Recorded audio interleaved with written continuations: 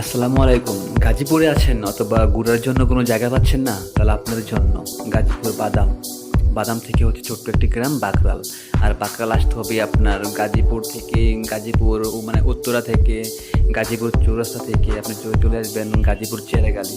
চেরাগালি থেকে 25 টাকা অটো ভাড়া একদম চলে আসবেন বাদাম। বাদাম থেকে 2 মিনিট হেঁটেই চলে আসবেন ছোট্ট একটি গ্রাম, সেটা হচ্ছে বাকরাল। আর বাকরালে আসলে আপনার মন মুগ্ধ হয়ে যাবে। এত সুন্দর একটি জায়গা, মানে এত সুন্দর একটি জায়গা, মানে আপনি যদি আসেন আপনার মন 100% ভালো হয়ে যাবে। এক পাশে হচ্ছে আপনার বা তুরাগ নদী, আর এক পাশে হচ্ছে বিশাল বিল।